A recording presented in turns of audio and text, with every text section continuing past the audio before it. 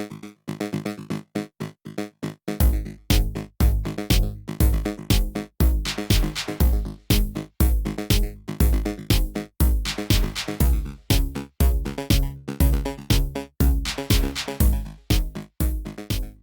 everybody, welcome to Crackers and Milk. This is your host David.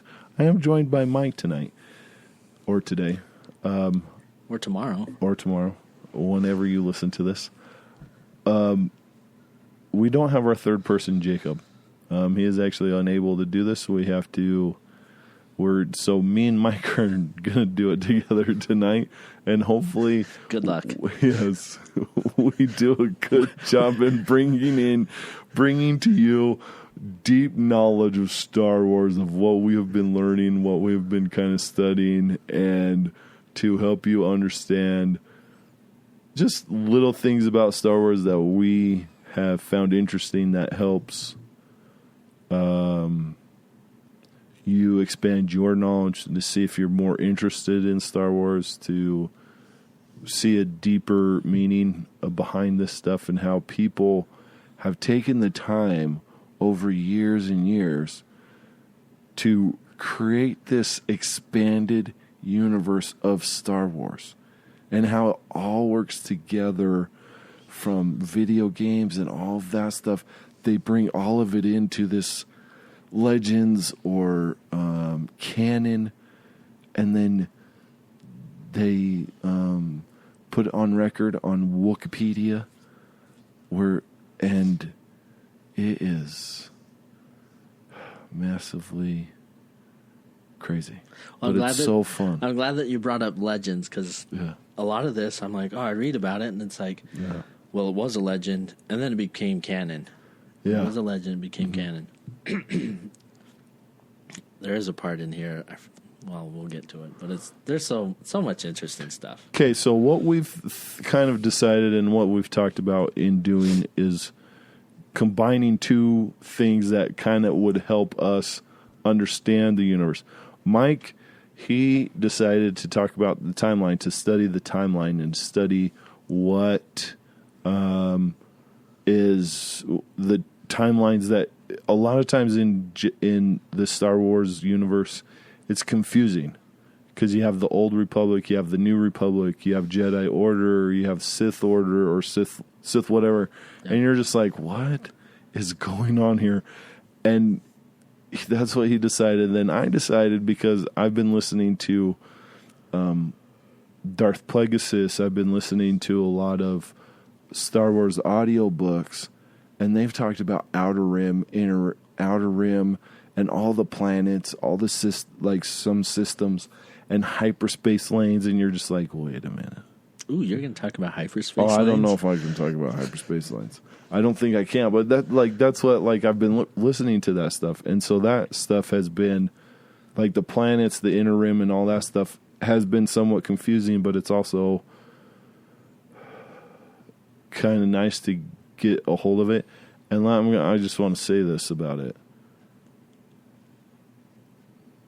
If you have not been to Wikipedia and you have not looked at things, Marvel has a great expanded universe. Don't get me wrong, but Star Wars and how detailed they are, is one of the great, probably the greatest expanded universe worlds. Oh yeah, that is. And George Lucas, honestly did a great job of allowing people to do their thing with it. Yep.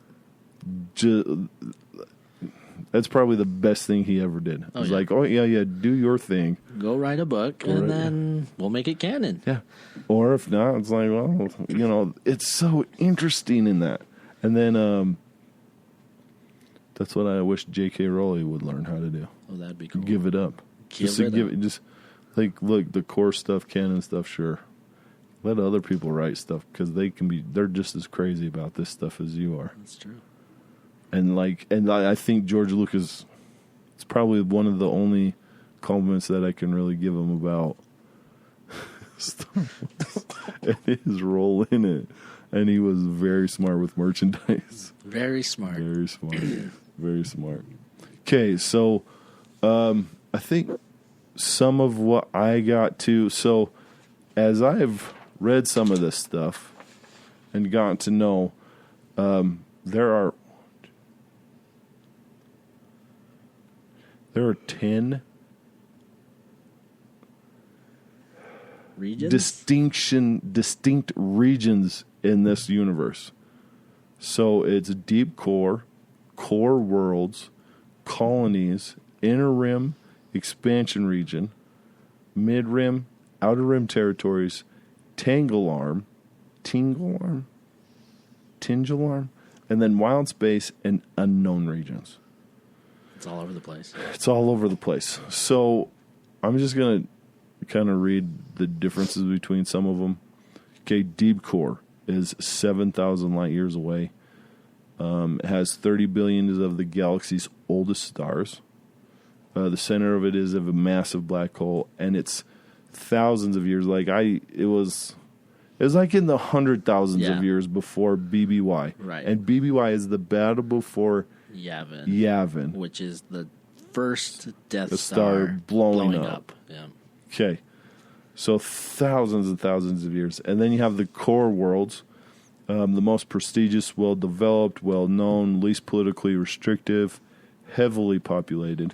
And that was kind of born, I think, with the Old Republic of 25053 BBY. Yeah. And that's when that one was started. And that one is like Coruscant. Yeah. Let me just double check with it. Inner rim planets, like the ones that stuck out to me the most is Alderaan and Coruscant. Those played big in the movies. Yep. And like that's what I did. And then Colonies. Sorry. Colonies, this is the region between the core worlds and inner rim. It's a wealthy region, industrial worlds, trade centers, garden worlds, and this is 24 BBY. That's when it was colonized. Around that time, it was colonized. And then inner rim is 24,000. 24,000. Long time. BBY, yeah. And then the inner rim is originally called the Rim, settled by the Galactic Republic in 20,100 BBY. Wow. And it developed this condescending attitude towards those of the outer galaxy. And I was reading, or I was listening to Thrawn, and that's a canon book. And they talked about Coruscant and how they were prejudiced against aliens, so you had to be a humanoid. Oh, really? Yeah. I noticed that a lot so reading. Surprised. It's either you're a human or you're an alien. Yeah. That's all it is, really, in the Star Wars universe. No, and that's like... Because if you have... Okay, the only two examples of a galactic emperor is Valorum, who is in Episode 1, and then you have Palpatine. Yeah. Those are the only two, and they're humanoid. Yep. And that's what, like, they have this prejudice against things. And I was like, whoa, that's so weird. That's crazy. So weird. And then you have the expansion region. This one is really corporate-controlled worlds settled during the Galactic Republic's Great Manifest period. So this is about 20,000 BBY. This has untapped resources, so it's rich world. Let's see. Expansion region. There really isn't a big planet in there that's like that has been used in the movies. There's Ghost Nebula, but I don't know if that's a big one in some thing. So then you have Mid-Rim. That was developed in the colonization boom of the expansion region during the Great Manifest period. So the Great Manifest period was probably like our Gold Rush period? Our Manifest Destiny period. Probably it would be comparable to that. Yeah. Probably. Yeah. Where it was 20,000 BBY to 17,000 BBY. And then Wookiees and Kashyyyks are in this region. Like they were ruled by some place. And then the Outer Rim, this is the least wildly settled and explored expanse of the galaxies before wild space. This is actually, the Outer Rim is the largest region in the galaxy. And the big planets that you would probably know is Mandalore, Geonosis, yep. Dagobah. Bespin. Is Bespin? No. I don't... Tatooine could be on this one. Yeah. But like sometimes it just depends on the map you look in. If you got it right, if you're looking at it in the right region, you're like, wait a minute, how's this? Wait, which world is it? Which thing is? And so those are some of them. You're just like, whoa. And then the Tingel Arm is just an extension arm of the galaxy. It's the galaxy edge of the Outer Rim. I don't know why they even put that on Wikipedia. I don't know why. Wild space. Used in the Great Manifest period. This is the east of the galaxy. Galactic core. Eventually called the Slice. And then in 36, 37, the Eternal Empire. I think that's when they tried to take over. That's where it started, and it moved for theirs. But their empire only lasted like 6 years. Oh. So, from what I know. And then there really isn't one in wild space that you could say is good. Then unknown regions. This is a collective term for all regions not formally chartered, not connected to hyperspace routes spanning the galaxy. There was one other thing. It was called the unknown regions. The couple things that's in here is, I don't know, how do you say it? Octo. Octo. Yeah. That's the first Jedi temple. Right. So that's the island where Luke was at, right? Yep. Okay. Yep. That's why it's important. Yep. And then the Chiss ascendancy and the Chiss homeworld of Sicilia, that is Thrawn. So if you watched Rebels or you've read the book, Thrawn is the blue guy with red eyes. So if you ever know about Grand Admiral Thrawn, that's where he's from, is the unknown regions. And then there's a western regions, and that's where Jakku is on. So that's an important part of the Star Wars Jakku because of 7, 8, and 9. Yeah. Jakku or 7. We needed to know where Jakku was from. Yep. The Outer Rim. I didn't tell you. Oh no, I did tell Pete places of Outer Rim, right? I think so. Yeah. Yeah, and then Mid Rim. The one that stuck out is Naboo. I don't know about the other ones, but Naboo was mid-rim. Those are the big ones that really stuck out to me when I was studying these parts. That's crazy. They have a map of this. Like, not kidding. Like, you can actually see this map.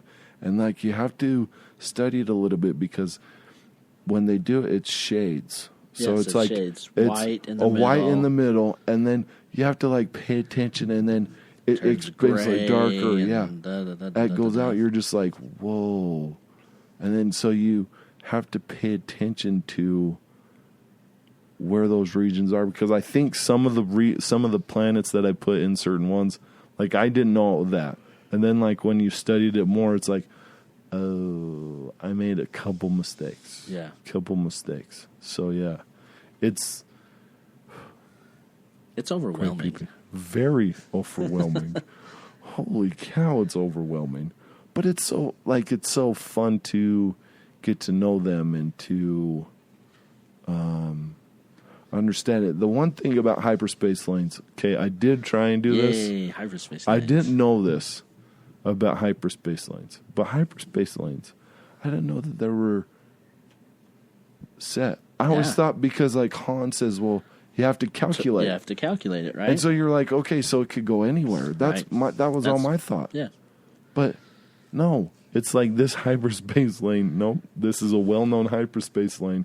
These are all which I think there was something in an episode where somebody, and maybe it was Solo, somebody was saying how, we've calculated a new lane to go, and this is the way we go.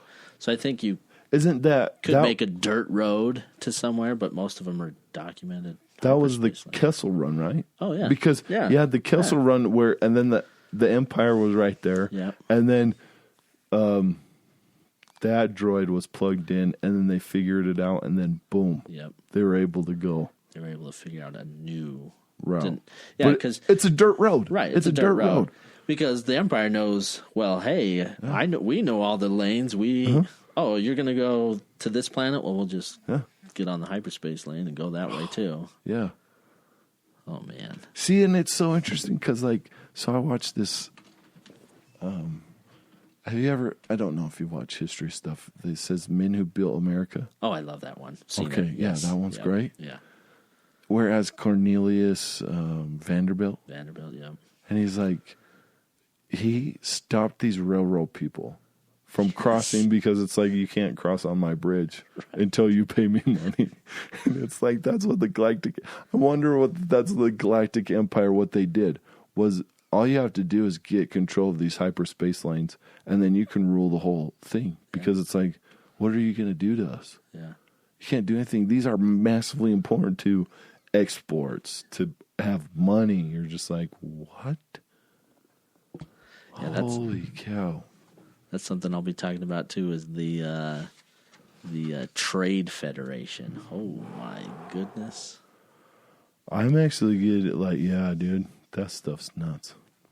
But that is all I really have on my part of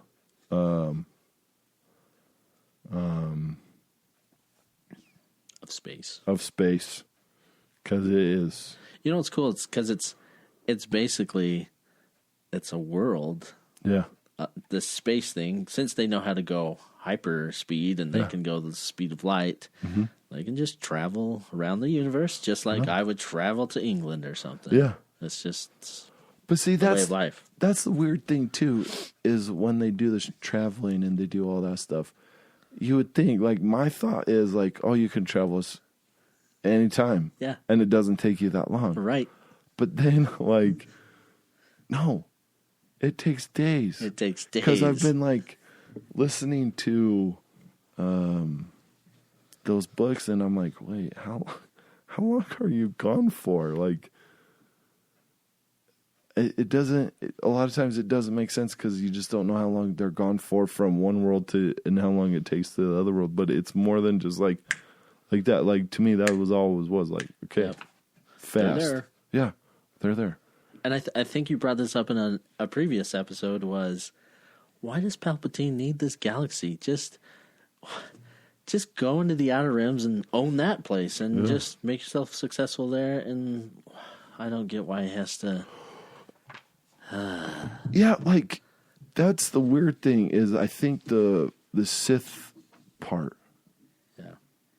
Because of listening to Darth Plagueis, they have this elaborate plan. So Plagueis, his Sith Lord was Lord or Darth Tyrannus or something, a T word. Yeah. I think Dooku's Tyrannus. Oh, okay. But it's something, right? And therefore, he's complaining about his Sith Lord because he's more of a fighter and he wants to fight. And that follows the Bane line. Okay. That follows the Sith Lord Bane line from what I'm gathering from it. Yeah.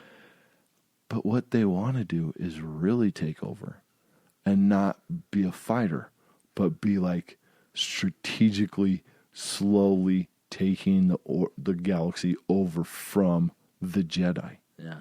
And you're just like, what? And then you learn how they conceal themselves. Plagueis is a banker. Yeah.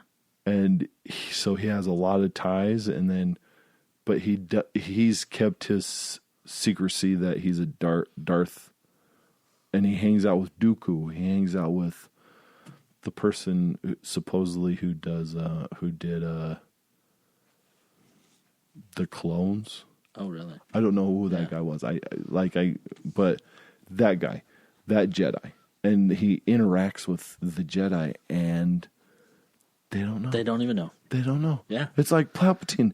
I always thought, how can you not feel that this guy's the Sith Lord? But learning more about it, it's like, oh, they close off themselves to the Force. Oh, yeah. So they just have to be manipulative. They have to be whatever they are naturally. Yeah. And not use any of the Force because the Jedi may feel them. Yep. You're just like, what? And like how Sidious got Maul. All of that, it's like, wait a minute. What? It's just so... I agree with myself probably before. It's like, why didn't he? Yeah. Because, that's what he did at the end. With the Outer Rim, where he just kind of took control and was able to build all those ships. Yep. Thousands of them. It's that power. It's that power. And, now that you're saying it, it makes sense. We're the men who built America. Yeah. Oh, well, I've conquered New York. Well, I might as well go west. Yeah. I don't know. Why don't I conquer all of this stuff? Why don't I make oil fields everywhere? Yeah. I'm Carnegie. I'm going to do this. Uh-huh. And you're just like, what? But it's the manipulation and that, you see Palpatine, you see Darth Plagueis, you see those things where they're slowly cutting off the Jedi. Yeah. And it's really weird because I think even in the book they talked about Yoda and how it's that's a real test to see if you can pass. Yeah. And him not noticing. Yeah. They pass with flying colors. Right. Because Yoda is supposedly he can sense it. Yeah. You're the chosen one. Well, you can sense the chosen one, but you can't sense this super evil man. But that, even the chosen one. Yeah. They were talking about the chosen one. They were in the book. And it's the Jedi got stuck on it. Yeah. And they couldn't let it go. Everybody was starting to believe the chosen one. Yeah. And you're just like, what? But I don't know if I sent you guys the meme, but where it was balancing the Force. Someone said, well, he was supposed to Anakin was supposed to bring balance to the Force. He's like, how many Jedi were there? And then it got down to 2 Jedi and 2 Sith Lords. There's balance. You're just like, oh, whoa. Don't laugh at your own joke. Well, it's not that funny. That reminds me of one of the robot chickens. Yes, kind of skipping, but where that Jedi is in there, and he's like, listen to me, guys. Why aren't you listening to me? Because they're just set in their ways. He's like, come on, man. Who can't feel the Force? You can't feel the Force. I can feel the Force. I'm one of 12 Jedi Council. You're just like, yeah. So true. It's so funny. So crazy. I think that's, we could... Yeah. We could apply that to everyone. Don't get set in your ways. You got to always be thinking and making sure and aware of your surroundings and blah, blah, blah. And before watching with Rebels and all that stuff, Clone Wars, before the last 2 episodes, I just didn't understand how people said Yoda was this wonderful master. I could see it a little with the sage wisdom and all that stuff, but you've seen those and you could see that. And then you could contrasting it to, I was talking to somebody today about it. And I was like, look, because it was a religious type of conversation today, right? Yeah. So I was like, look, we're just talking about, I'm just going to break it down. We're talking about Sith Lord and we're talking about Jedi. This is all we're talking about, right? Yeah. With God and all this stuff. And I go, look, the Sith Lord think that they're this wise and powerful thing, which, they are. Like, I'm not, you can't deny that they are, but it's a lot of surface area. Yeah. Surface. Very surface. Yeah. And then you see the last couple episodes of season 6 with Yoda. And it's deeper.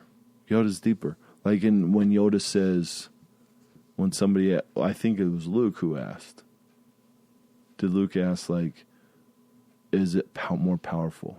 And Yoda's like, no, it's not more powerful. It's never more, it's like never more powerful. Right.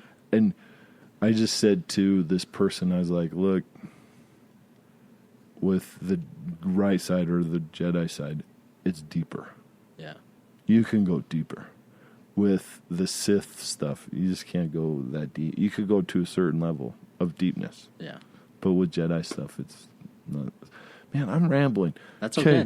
No, I know, but we need to go on to our timeline, because our timeline is so massively important, because it goes along with a lot of these systems, a lot of these sorts of things. So I don't want anyone to get hung up on.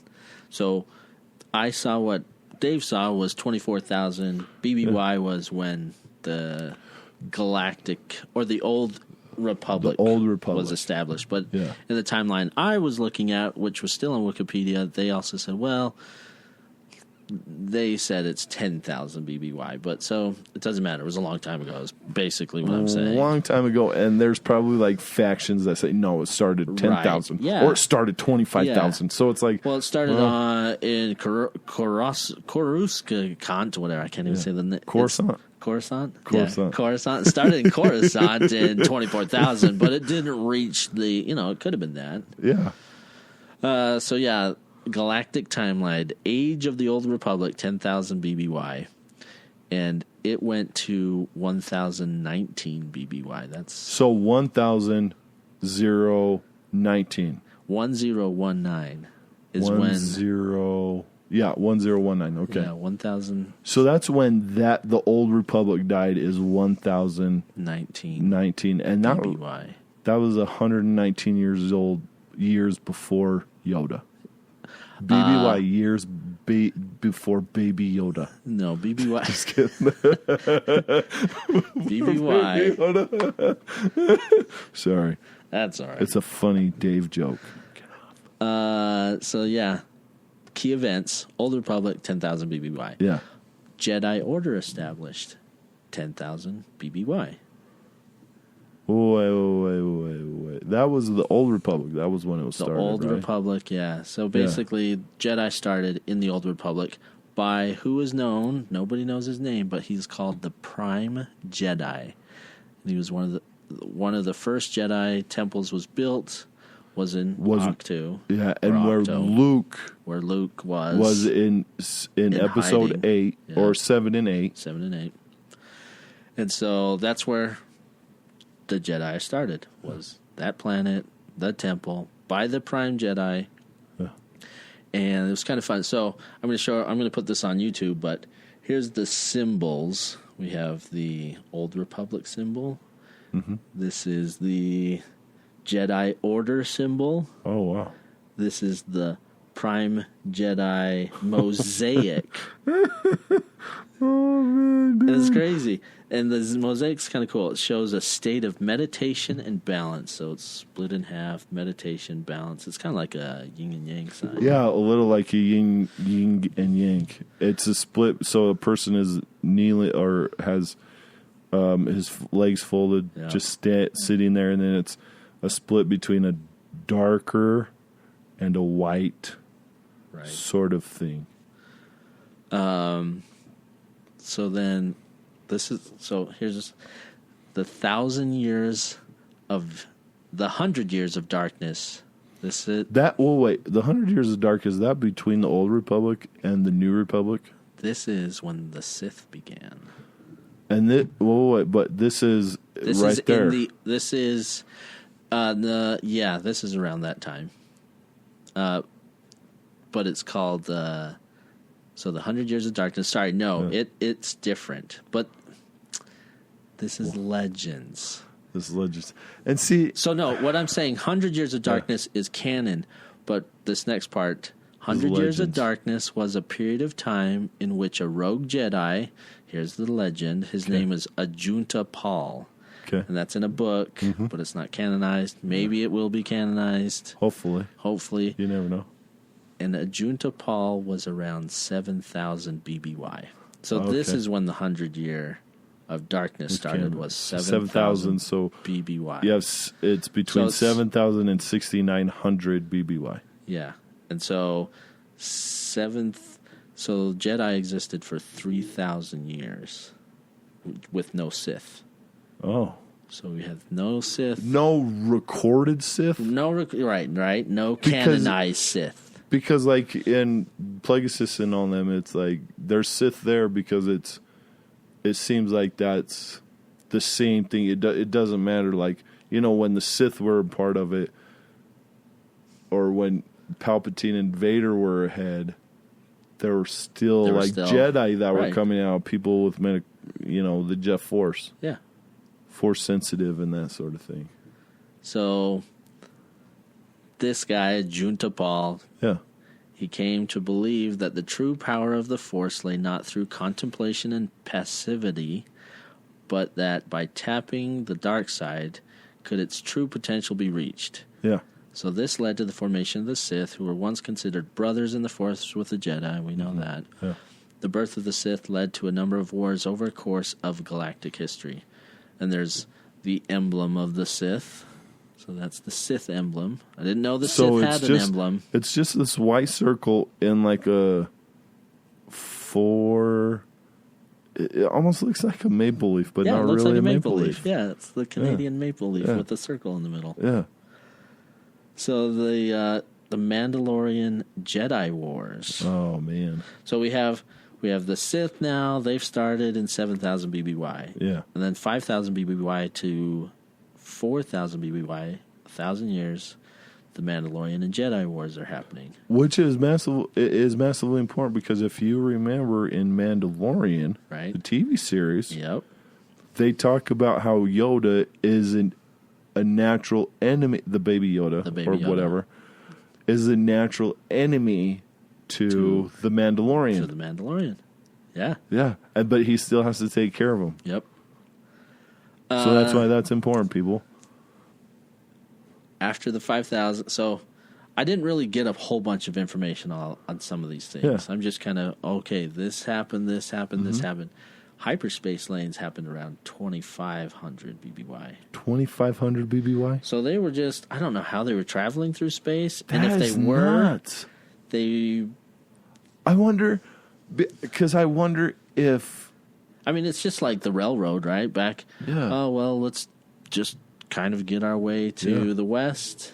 And then the 1960s is when they put in the interstates, and now we have highways, and we know how to get here. And then, flight patterns even right now. So, hyperspace. I'm glad you brought it up. I was like, hyperspace lanes. I loved it because hyperspace lanes, they charted everything, and they were like, how do we get here the most efficient and not flying into a star or flying into a black hole? And I wonder if, like before, they just traveled and it took them, like, in the old days where you just, like, handcart, all that stuff. Yeah. We're just going to get there. We'll get there when we get there. And I'm wondering if they flew slower than the speed of light, so they're like, I don't want to fly right into a planet or a moon. They don't know what they were doing. The technology probably wasn't there but you never know. Like, you just...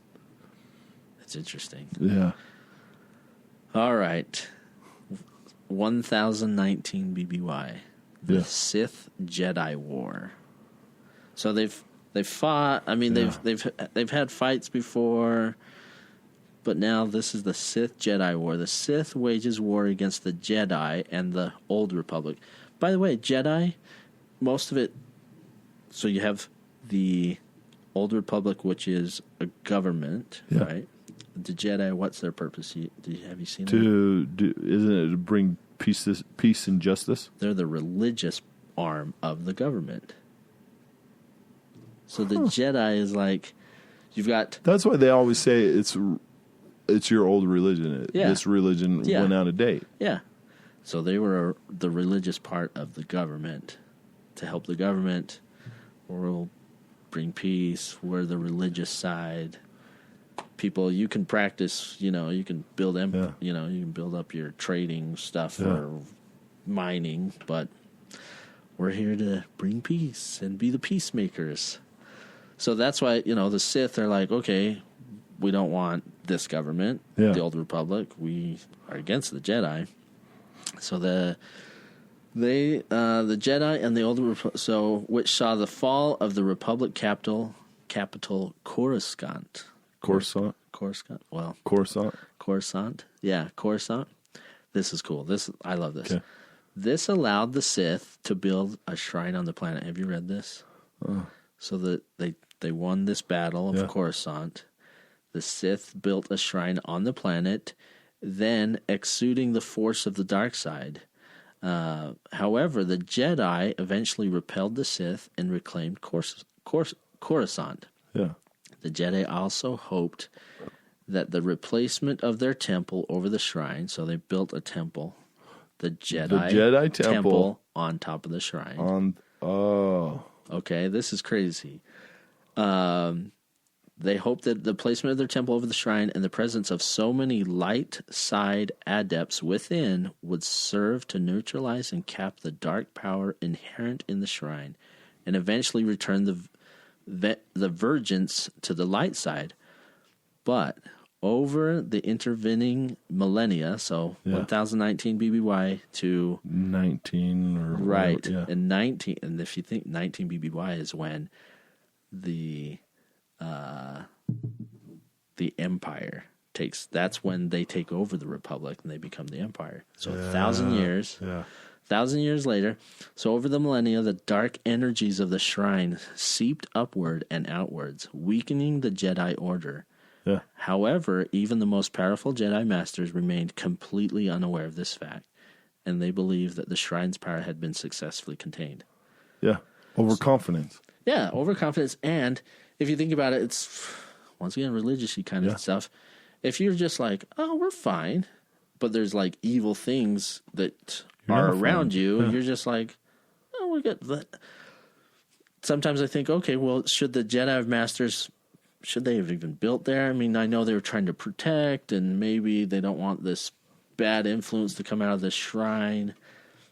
Build somewhere else. But, yeah, build someplace, but like... They were trying to do good. I get it. They were trying to do good, but like, that's like... I don't know. So... It's not smart to do that. So the Sith won Coruscant, built the shrine, Jedi took it back, and when they took it back, they killed all of the Sith but one. Darth Bane. He was the only Sith left. Darth Bane was a great warrior, supposedly. That's what I've heard. And I want to learn more about Darth Bane. That dude just seems... Because he was... and didn't Darth Bane also, like, he was okay for the Jedi to kill, and because he did the rule of two. That's right. Yep. That's when he established it. Yeah. Right. Because it just, too many Sith, they had infighting. That was some of their problems. That was very interesting to read about that. Yeah. Darth Bane was like, holy crap, we can't have this happen again. Yeah. There was fighting within us, somebody trying to take power, so we're just going to do the rule of two. Yep. And then, wow. See, and that, like, you look, I mean, I'm not doing evil stuff, but, like, you look at factions in our society today, there's infight. Like, they can have a supposed united front. Right. But then in it, there's some, like, no, you're not this type of person. Like, let's talk about the Democratic people. Yeah. Democratic presidential stuff. Like, Buttigieg said, well, vote for a real Democrat because Bernie Sanders is a socialist, but he's also an independent. Yeah. Elizabeth Warren was a Republican, supposedly. And it was like, yeah, why aren't you guys voting for a Democrat? Like, why are you voting for these people? But that sort of thing. Yeah. There's infighting, just like the Jedi doesn't have. No. Hold on. Oh, okay. The Sith have a lot of infighting. Yes, but in Plagueis, they talk about the infighting of the Jedi. There's infighting. Yeah. There's like disagreements with certain things. Right. Like Dooku's one of them. That's why he's lured over to the dark side, is because like he doesn't totally agree with everything that the Jedi say. Yep. You're like, holy cow. Just this infighting stuff. I mean, you even see that with Anakin. Yep. What the heck, guys? Yeah. Let's do this and win. No, Luke. No, Anakin, let's wait. No, let's not wait. Let's get this taken care of. Yeah. Sometimes I think if Anakin would have just been able to become a Jedi Master real quick and they put him on the council, and I think he may have just like clean plate, man. Oh, yeah. Can you imagine that? He could have clean plate. Okay, I'm just going to kill you all in here. Going to be the Empire Jedi. Well, he would have brought balance to the Force. Real quick. All right, so Darth Bane, 1000 BBY. Now 1000 BBY is the Galactic Republic. So that's when it started. So the Old Republic. And that's with the Galactic Senate. Yes. Right? So this 1,000 years is the start of what we see in episode 1, right? Yes. In episode 1. Yep. That's the start of it. We see the tail end of it in episode 1, 2, and 3. Yep. Right? Yeah, it operated good for 1,000 years. Yeah. I mean, the Old Republic operated for 24,000 years or whatever, and now the Galactic Republic, commonly known as the Republic and remembered as the Old Republic, was a federal parliamentary republic comprising thousands of worlds spread across the galaxy. So, yeah, that's what we see when they're in that big meeting thing and they have the Senate there. And those are all people from these worlds in the galaxy, in the outer rim or the wherever, the inner rim. And E.T.'s people are in this, right? In that Senate? E.T.'s people. E.T.'s people? The phone home people? Yeah. Probably. No, they are. Are they? Yeah. Oh, my gosh. I swear, like I saw a meme or something. Because, like, okay, when you start doing Star Wars and you follow everything Star Wars on Instagram, Twitter, and everything, you learn so much about these movies. I think someone did a screenshot of, like, this is the best photo, like, cameo. Oh, really? Because you see E.T.'s people, you're like, oh my gosh. Well, that's E.T.'s people. Good job, George. That is kind of cool if that's a thing. That's cool. I want to see that. I'm going to have to find it. That's way cool. So, yeah, they have the body there, the senators, the Galactic Senate. Yeah. I'm going to put this in. This is key that maybe people know this, but I didn't know this. Yeah. Part of the Galactic Senate was representatives of... This is crazy. Okay. Senators, right, should be part of the Galactic Senate. Yeah. Well, these people are so powerful, they're in the Senate, but they're not senators. The representatives of the Trade Federation. They had so much power within the boundaries of the Republic that they were part of the Senate. But they didn't have official seats and official votes. Right. Right? But they were still there. They were still there. They were still part of they were still part of the Senate, but they weren't senators. And then eventually in Valorum's reign, Valorum, the first Galactic Emperor, or the president, they got a seat. Or maybe before him. But they got a seat because they did a deal. Yeah.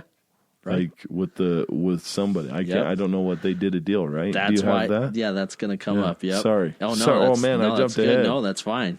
that's why it's so important to know that, we've elected these officials to go and represent us. Yeah. But there's some powerful money out there, and they're in there too. So would you say the Trade Federation is more of like lobbyists? At this point of where we're talking about, where they're powerful. And you can be like, hey, do this for us. Right. We'll line your pockets. Yes, and that is exactly right. So, all right, so the Home Rules, it was led by the Supreme Chancellor. So at that time, Chancellor. Okay. The Chancellor, who was chosen from among the Senate's ranks to arbitrate congressional sessions and represent the Republic as a whole. Yeah. Coruscant was the Republic's capital. Yeah. That's why it's important, everyone. And it was in the center. Yeah. Coruscant is the capital of the Republic. And therefore, the Senate that's where they were headquartered, was Coruscant. All right. So keep in mind, the Trade Federation will come up later. But of course. They were, lobbying in there. Yeah. Ooh. Yeah. Ooh, lobbyists. Disgusting. Yeah, really. Okay, back to... I'm just going to give off some little numbers here. 896 BBY. Okay. Yoda is born. 896. So he dies, what? 900 years later. Yeah, 900. He's old. He's one old guy. I wonder when they're going to talk, when they talk. Because at 50 years they don't talk. Right now. Because that's the baby Yoda. Baby Yoda. He's 50 years old and he can't talk yet. Doesn't even talk. Yeah. One little powerful thing makes him fall asleep for a couple days. Mm-hmm. Naboo. The planet Naboo. And that's Queen Amidala's. Correct, yes. Planet. Yep, that's her planet. Yeah. They joined the Galactic Republic. So they joined the Republic in 867. Mm-hmm. 200 BBY. Chewbacca is born. 200? Oh, yeah, he is. BBY. Because in Solo, he was like 190 years old, right? Right. Yeah. Yep. Yeah. 200 BBY, and he was born on Kashyyyk. Kashyyk. Yeah, yeah. I think you mentioned that. Yeah, I mentioned, but I couldn't pronounce it. Yeah, exactly. 102 BBY, Dooku is born. Dooku's born, okay. 102? 102. Oh, yeah, he does die a little. He does die before the Battle of Yavin. Yep. 84 BBY, Palpatine is born. Oh, wow, he's not very much. He's not, he's old. And he's born on Naboo. Yep. Qui-Gon Jinn is born, and 80 BBY, and he's born on Coruscant. Oh, he's a Coruscanter. He's a Coruscanter. Wow. Yeah. I didn't know that. Mace Windu, 8 years later, 72 BBY, born. So Mace Windu is younger than Qui-Gon Jinn. Yes. I thought he was older than Qui-Gon. Right? Right. No, younger. Mace, and he was born on Harun Kal.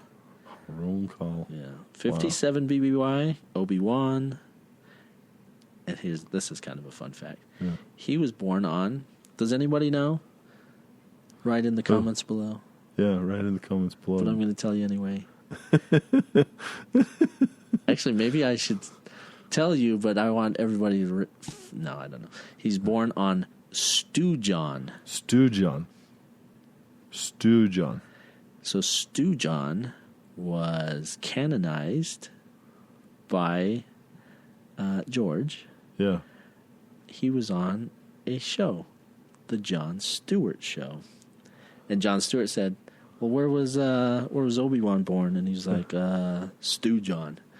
Jon Stewart backwards, Stewjon. Oh, my God. And they canonized it. Stewjon. That's where he's born. So I kind of want to see where that planet is in the system. It would have to be because Outer Rim, Tatooine was where Anakin was, right? Yeah. And they found Anakin when he was older. Yeah. And Obi-Wan, I think they probably found him earlier. So he has to be like inner rim. Or mid rim. Yep. So it'd be interesting to find out where Stewjon is. All right. 56 BBY, so a year later than Obi-Wan, is Galen Erso. He's the Death Star guy who designs it. Yeah. Padme Amidala. Mm-hmm. She's born in 46 BBY. Yep. Lando, 43 BBY. Oh, he's younger. Wow. I know. So he's almost a contemporary of Padme. Yeah. And Anakin. Anakin, 41 BBY. Wow. Yeah. And then I put this because I just love this character, Ashoka. Yeah. I love her. Yeah. Amazing. Tano. Oh, my gosh. She was born in 36 BBY. She's awesome. So she's 5 years younger than Anakin. Okay. Who's her train? Her Jedi Master. Jedi Master, yeah. Yeah. She's amazing. All right, so all of that, we went from 10,000 or 24,000 BBY to 36 BBY, and now we're to 32 BBY. Star Wars Episode 1, The Phantom Menace, is 32 BBY. Yeah. All right, prior to the invasion of Naboo, the Trade Federation, this is when they come in, allied, and this is all in the movie, but like when I'm watching it, I'm like, the Trade Federation, what are they talking about? And this is why all this stuff is so important to me. Yeah. Trade Federation, blah blah blah, and this, and now we need to elect a new official. And I was like, wait, why is Palpatine taking over? I was just so confused. Good movie because stuff people fight. Like, I'm totally confused. No idea what's a Trade Federation and why do they have anything to do with this? But now that you know that they have their pockets in the Republic, something's happening. So, Trade Federation allied with Darth Sidious, so they became an ally. Palpatine. If Senator nobody Palpatine, knows that, Palpatine by now, you should know it's Palpatine. So they allied with Senator Palpatine, which led to the taxing disputes in free trade zones and led to the blockade of Naboo in protest of the Galactic Senate of the Republic. So he got them together, and he said, hey, this is what we're going to do. We're going to make this trade blockade, piss people off, but nobody knows he's involved. No one knows, but him and Darth Plagueis chose Nate Gunray. Oh, okay. Nate Gunray, the leader of the Separatist movement.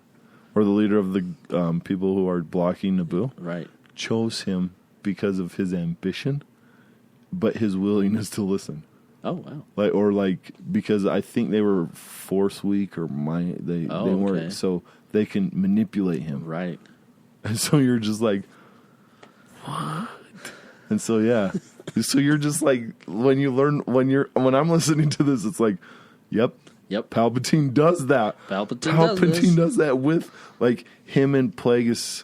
It's part of their plan to take over. Like this little bit, this what they're doing. Thing. This starts the whole thing. Yep. It gets people mad. Yeah. It separates people. Yeah. It And then you get the Jedi to come in. It forces a Jedi to come in because the Supreme Chancellor asked the Jedi to come and negotiate with them, and then they're like, no, we're not going to negotiate with Jedi. Right. Yeah. So crazy. Yeah. The story makes way more sense. So much more now.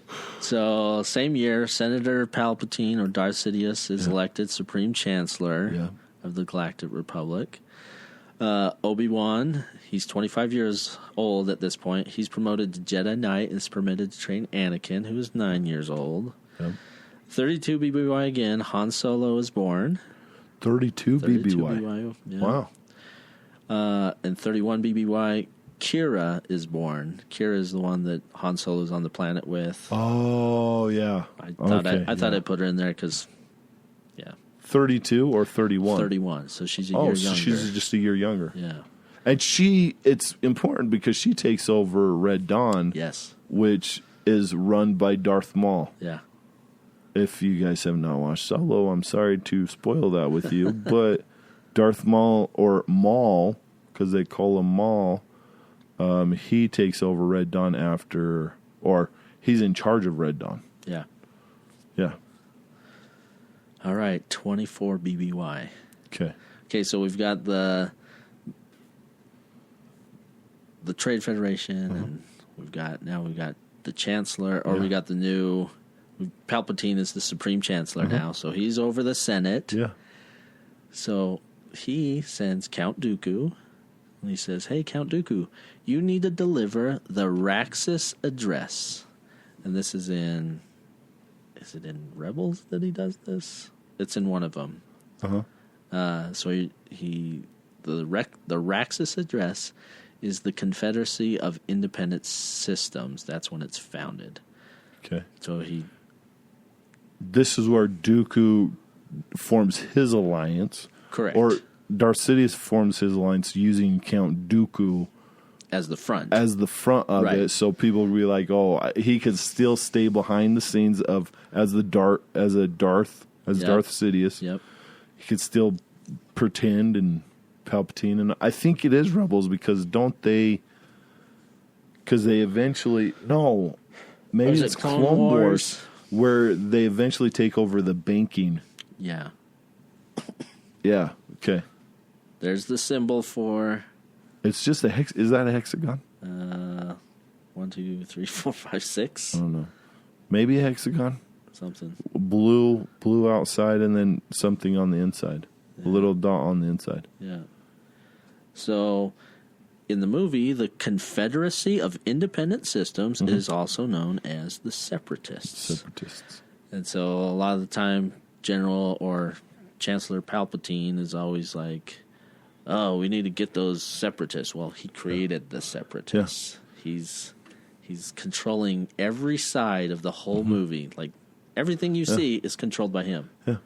It's kind of like it's like the color war, like the Pepsi color wars. If one of the companies owned it, or like, let's say Coke owned Pepsi, be like, well, they're competing against each other. Like, well, they're the same company. They're the same company. They're both making money. Yeah. The one guy is a smart guy who's manipulating everything, and so that's kind of what Palpatine has done. Is started these two factions.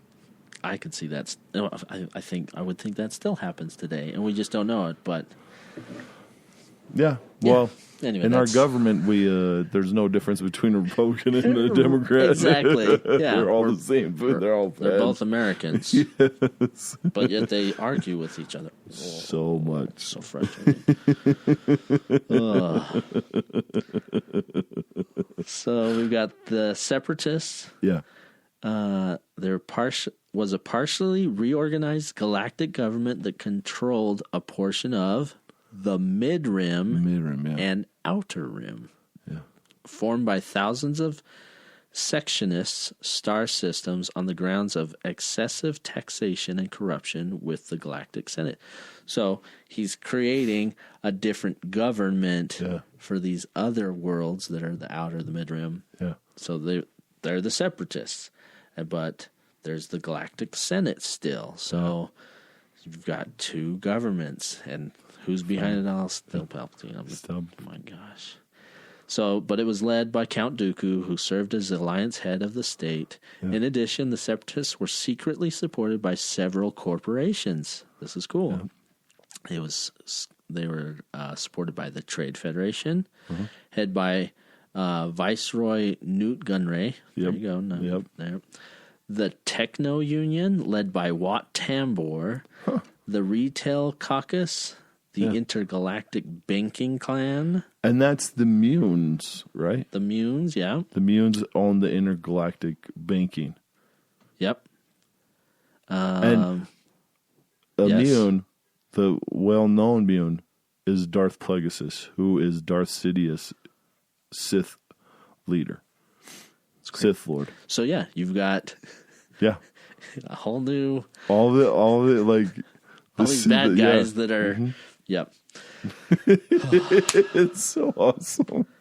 The Commerce Guild, the corporate alliance. Those are all these people that are part of the Separatists. Yeah. the movement began in 24 BBY, would lead to a political crisis in which tensions escalated between the newly formed alliance and the reigning republic. Yeah. In 22 BBY, the Confederacy, or the Separatists, and the Republic went to war using their respective military forces. The Droid Army, this helps me too. Yeah. So the Separatists and the Republic. So we have the Droid Army, who is the Republic. Yeah. Wait, let's see. No. Nope. That's the Separatists. The Separatists are the droids, yes. Yes. And the Republic clones. is the clones. Yeah. So before some of this, while they were doing the blocking the trade stuff and things like that, they didn't before, like from what I've gathered, is that they didn't have guns. And then they eventually started arming their ships. Really? And then they brought in what about I think Palpatine or Plagueis talked about how a droid army. And then Dooku, or people were talking, I think he talked to some Jedi about, how the Jedi can't be an army because there's not enough. There's not enough. So then they put a plan in to, I don't know which Jedi it was, but it's in 2 where they put in an order. Oh. But yeah. They, Palpatine and Plagueis, put it in his name. Oh. I don't think he did it. From what I remember from listening, I don't think he did it.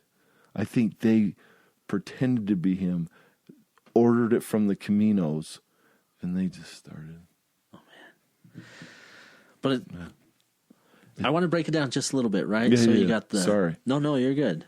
The clones, they're with the Republic. The Republic. The droids are with the Separatists, or this Confederate thing led by Dooku. So you've got these 2 factions or 2 governments who are fighting against each other. What is the main purpose? I mean, what is to me? Yeah, what I've gathered? Yeah. What I've gathered, it's to distract the Jedi. Yeah. Sidious and Plagueis did it to distract the Jedi, so they're focused on the war to taking it down. Yeah. They're trying to beat the Separatists who broke away, and they're like, well, we need to help them. If we can beat them, then they'll rejoin the Republic, and that's the point of the Jedi. Oh, and the Jedis become generals. Yeah. They become warriors, and so it distracts them from what they really should be focusing on. Yeah. Of 2 Sith Lords taking over the whole system. Yeah. It's just a big distraction, and so you're just no wonder they can't, they're so focused on, because a lot of times in the movies and in the TV shows, we got to get Dooku. We got to get Dooku. Once we get Dooku, it'll be taken care of. It'll be over with. But that's not not the thing.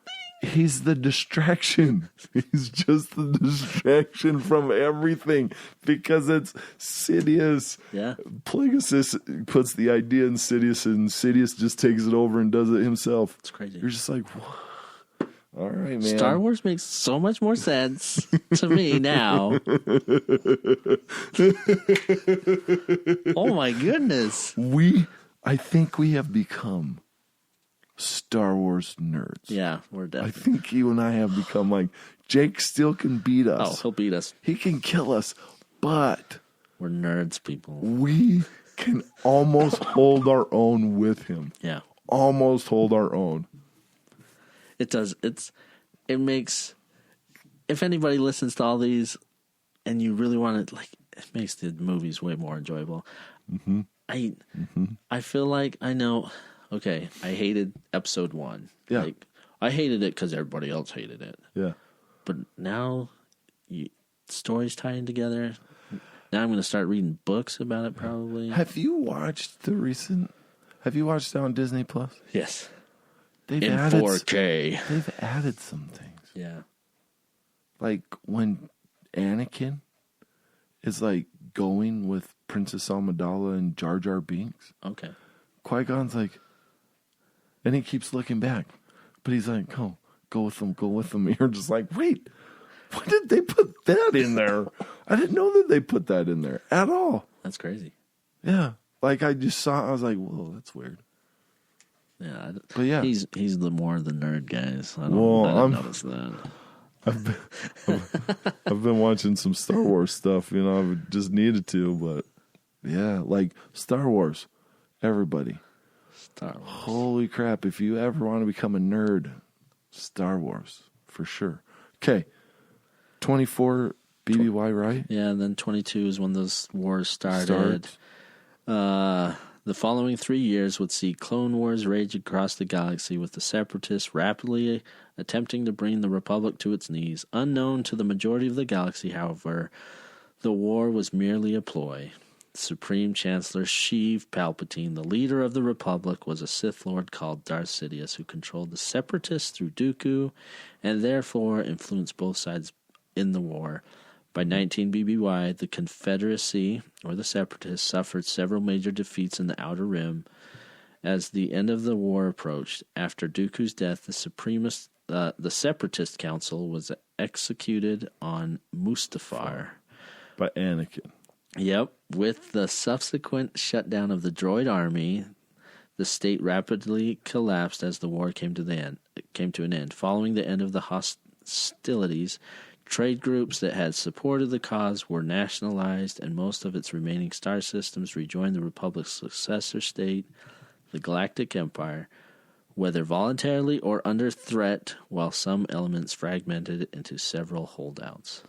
That's when we had the Death Star, and then in, I think, Rebels, they talk about how the clones were decommissioned because of the Jedi massacre. Yeah. So, genius of Plagueis and Sidious of implanting Order 66. Order 66, yep.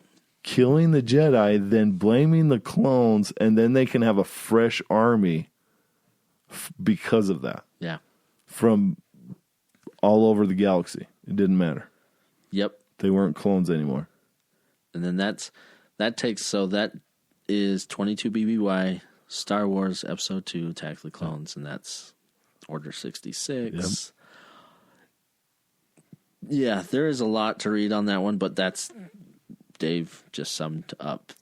That's what happens in Episode 2 is Order 66. And they put it in like Stage 3 because that is added. I think that's put in the Clone Wars when they go back and they discover that everybody has Order 66 in them. Yeah. Yeah. That's amazing. Yeah, so Order 66 killed the Jedi generals, thereby initiating a galaxy-wide Jedi purge.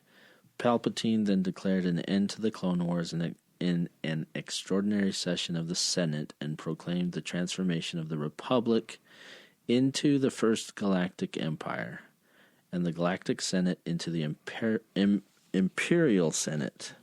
Mm-hmm.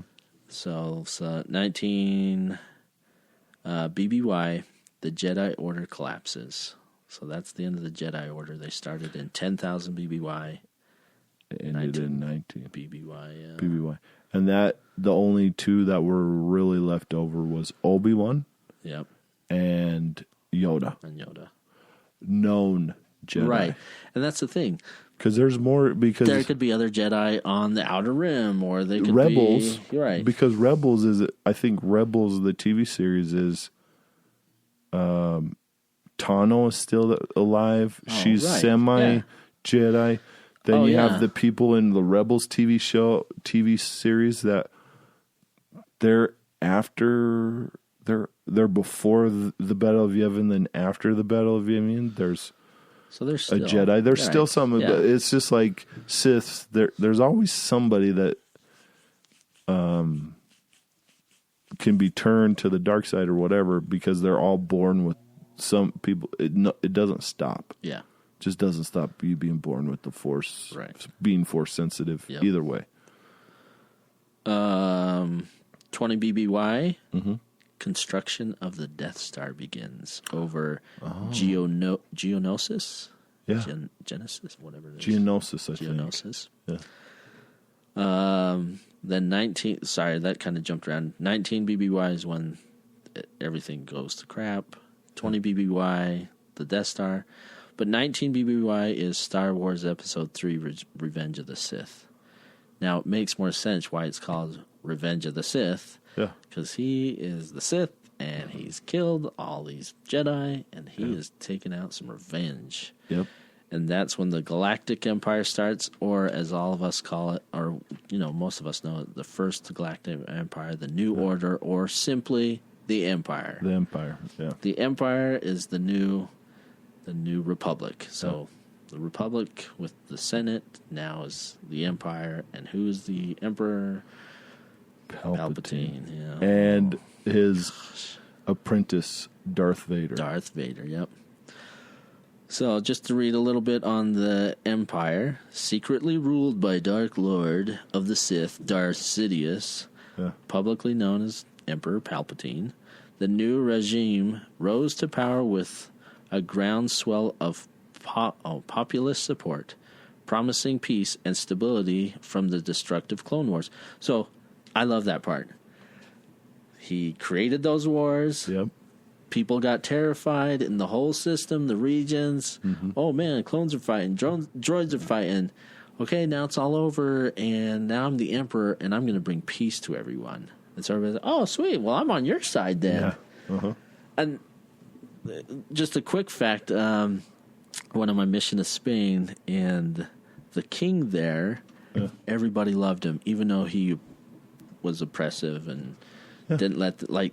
I met people that was like, oh, I've never left my city because when I was a kid, he didn't let us leave our cities. So we just stayed here. Okay.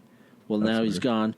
But almost everyone I talked to loved him because he did keep them safe. Everyone got food. Everyone loved him. But he was very oppressive. Nobody had freedom. But they didn't care. They were like, oh, that's fine. Because they'd rather take safety over opportunity and freedom. Yep. Well, yeah, we're getting there. Right. We, the United States, are getting there. So to me, it is crazy, but it is so dumb. It's like, come on, Star Wars. I know Lucas said he's like, well, this 1, 2, and 3 are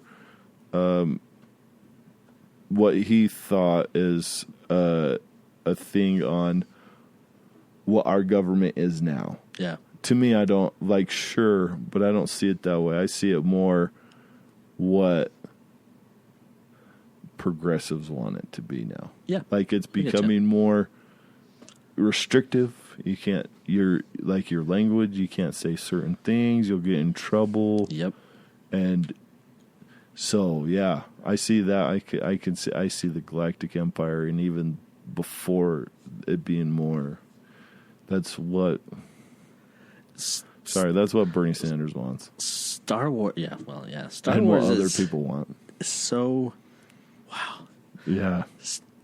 We can complain about the story of George Lucas, but seriously, this is amazing. But see, that's the great thing about him, is that this wasn't all from George Lucas. This is not all from George Lucas. He did some things to say, okay, these are the parameters. Okay, you have. Then people said, okay, we're going to make this fit. Yep. And I'll make it fit.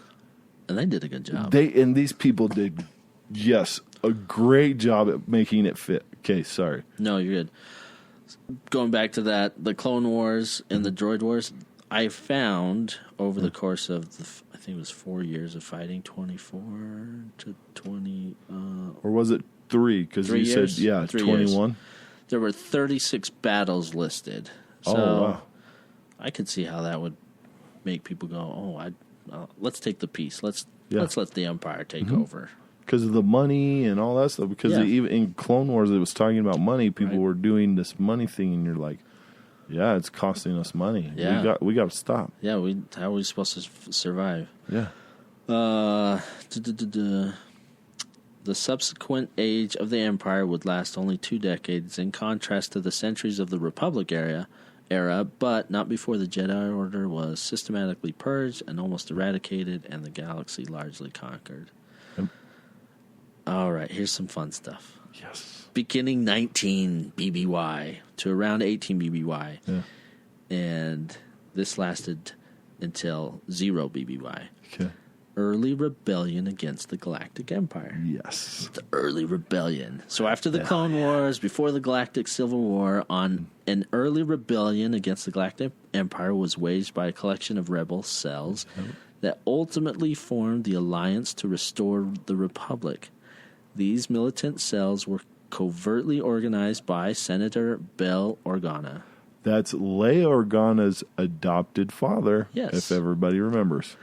He is from Alderaan and quietly given political support in the Imperial Senate. So there's still people on the Senate, even though they're part of the Empire and they're part of the Imperial Senate. They're still good people. Yeah. And they're like, okay, well, we're going to give you some money to run this. We do this. Yeah, we don't want to be part of this either. Just like on Last Jedi, where they go on the ship. Sorry, I'm going to do this. They go on the ship, and he's like, "Oh, this guy's an arms dealer." Shows all the bad. Yep. And then he's like, "Oh wait, X-wings and all that stuff. He doesn't matter. It doesn't matter. It's just money. He wants money. Yeah. Yeah." Let's see. Within the early rebellion network existed the Fulcrum. Does anybody know about the Fulcrum? This was so fun. The Fulcrum, which was proposed by Jedi Padawan Ashoka Tano. Yeah. The Fulcrum was a title used by spies in the rebel network. And here's their little insignia. Wow. It's just these. Does that have to do anything with Tano? Maybe.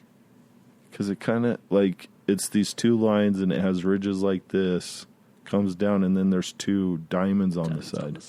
Yeah. So it's like a light blue, like a baby blue.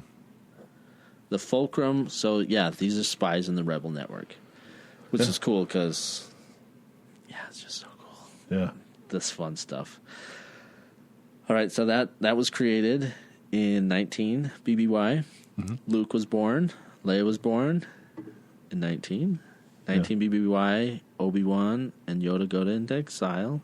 Yeah. Ashoka Tano. Yes. Yoda goes to Dagobah. Yeah. And that, if you watch Clone Wars, that's a Force-sensitive planet where there's quite a bit Force because he visits there before.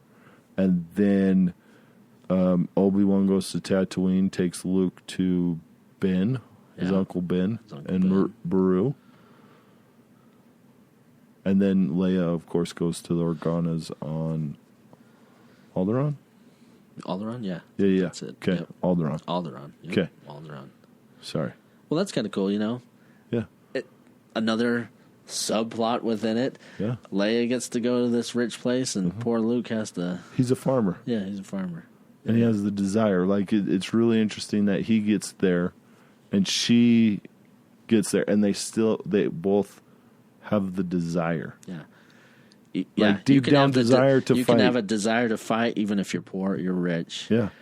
And it is nice that when you see it, Leia is perfect for where she was put. Like, I can't imagine Luke being there. Luke would be terrible. He would be terrible. Because he's whiny. Yes. He's whiny, and he doesn't know how to be a diplomat. You want me to be a prince? Oh, this sucks. Really, dude? Leia's so much more mature. That's so true. Oh, so funny. So yeah, Ashoka Tano, she goes to Thebeska. Mm-hmm. And there's a whole story on that, but why she went there? Oh no, very interesting. Like, I'm like, oh, that's cool. That's why she went there. This is but I was like, that's a whole different story. So this is when Solo takes place. The movie 12 BBY, Han escapes Corellia. And then 9 BBY, the Death Star arrives at Scarif to finish its construction. So, which they put in the last of that. That's in Rogue One, where they show that. Right. But it's interesting. This is what I was wondering if you knew on your map where Geonosis, that's where the star started construction, and then it goes to that other planet in Scarif. How far away is that? How did nobody see this thing flying through the galaxy? I mean, I don't know. How did they get it there? Did they tow it? Did it move by its own? I don't know. I want to know how the heck they moved it. And maybe it's just a planet away. I don't know. Whatever it is. So, that's where it went to finish construction. You looking it up there, Dave? Yeah, I'm looking it up. You want me to keep going? Yeah, you keep going. All right, 2BBY. Oh, wait. So it goes from Geonosis to Scarif. How do you spell Scarif? Scarif. I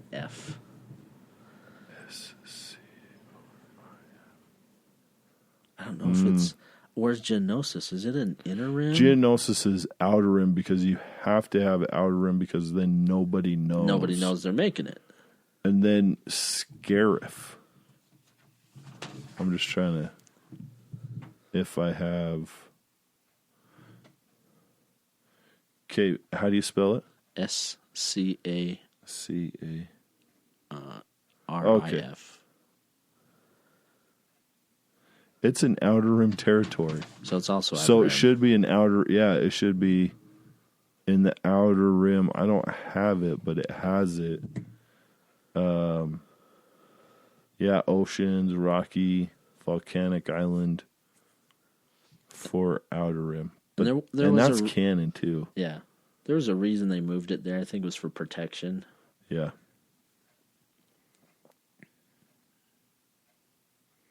Yeah, Death Star. Okay, so looking at a map,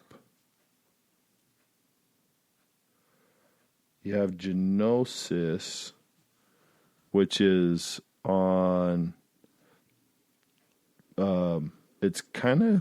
it's on the same thing, like it's right by Tatooine. Okay. And then Scarif. It doesn't show where Scarif is on here.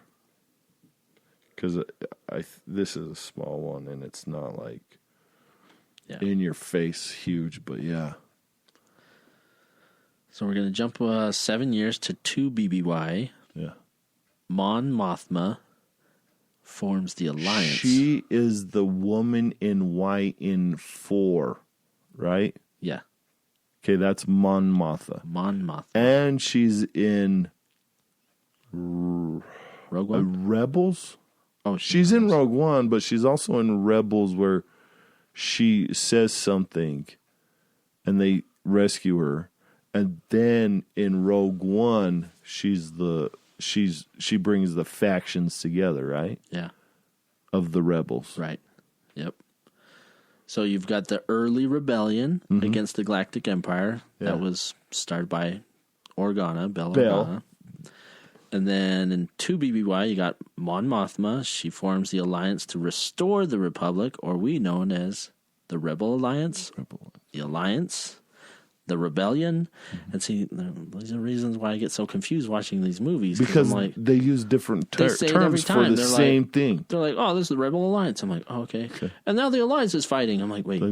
Is that the Rebel Alliance? Yeah. Or is that another faction that's... but they're all the same thing. Yeah. The rebellion was first formed by Bell Organa as the early rebellion against the Galactic Empire, and then was formed by Mon Mothma as the Alliance to restore the Republic. So that's what's confusing. Why are they using so many freaking names? And then Leia took over after Mon Mothma, right? Yep. And there's the symbol for the Alliance. The one that's probably everyone knows it. Yeah. Well, it's just like a, red half moon almost crescent, and then it has something in the middle where it's kind of like a 3-pronged something. Something. Yeah. All right, so Now we're to 0 BBY, Star Wars Episode 4, A New Hope. Which, that's where Luke takes out the Death Star. Yep. The Galactic Civil War started in 0 BBY. Also referred to as the Revolution, was a 5-year galactic power struggle in which the Alliance, to restore the Republic, or also known as the Alliance, waged rebellion against the Galactic Empire. Wait. I gotta ask this. Yeah. So, at the end of the Battle of Yavin, BBY, 0 BBY, yep, it's when it starts. The Civil War between Darth Vader and Darth Sidious and Leia and Luke was 5 years until the second Death Star. Let me see. Let me make sure I get that right. I'm looking for that Death Star. Number 2. Well, if you're going to get there. Sorry. No, you're good. Well, it's interesting that just because they blow up the Death Star in 0 BBY doesn't mean they stopped fighting. Yeah, no, they didn't. Even though Darth Vader was gone, or going to be gone. I mean, because, we know that. Empire Strikes Back, because they're pissed off, destroyed it. So, the Galactic Civil War still, so it goes from 0 BBY to 5 BBY. 0 BBY to 5 ABY. Oh, I have to start saying ABY now. ABY. Let's see. The war officially began in year 0 when the Alliance scored its first major victory against the Empire when they blew up the Death Star in the Battle of Scarif. That's where the Death Star was, in Scarif. The Empire's planet-destroying battle station, blah, blah, blah. So 0 BBY, Battle of Yavin, also known as the Battle of the Death Star or as the Miracle of Yavin, was a major battle of the Galactic Civil War that led to the destruction of the Death Star. It was a crippling blow to the Empire and one of the Rebel Alliance's first major victories. Yep.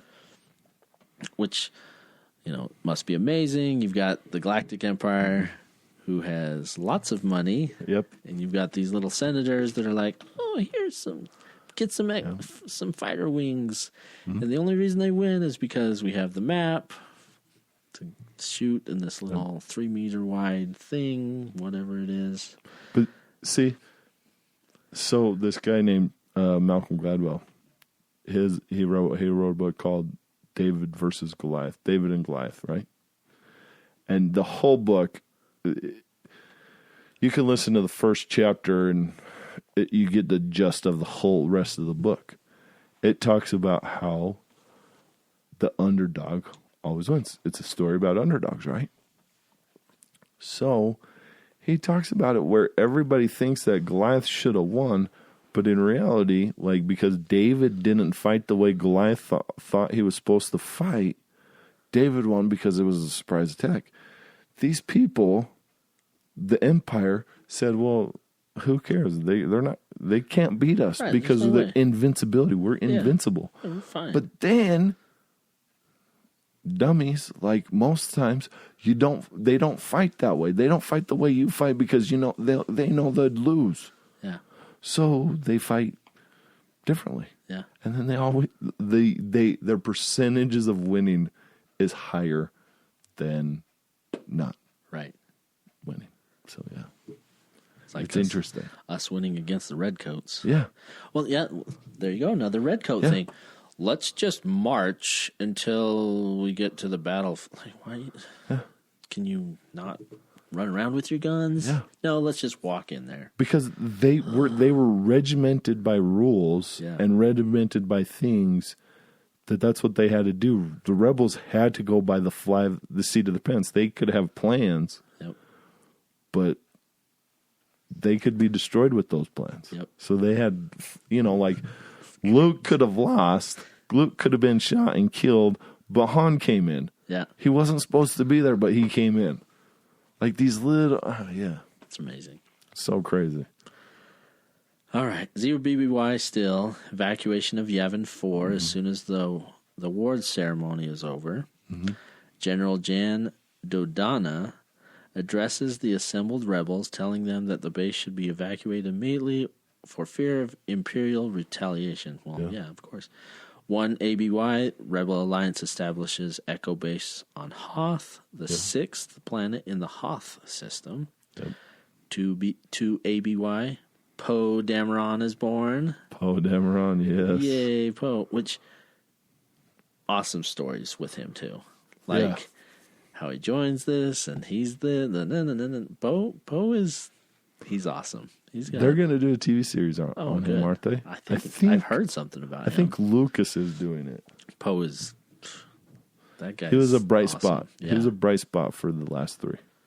So now we're at 3 ABY. Yeah. Episode 5, Empire Strikes Back.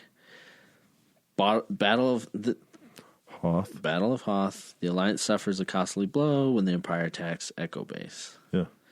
That's basically 3 ABY. Nothing else happens. There's not really. See, and in that battle, or in that thing too with Darth Vader is you get a reemergence of Anakin Skywalker and his general, how he commanded his troops from the Clone Wars. Yeah. The TV series, he allowed them to think, and then you get Vader, who's like, okay, look, I got screwed on this one.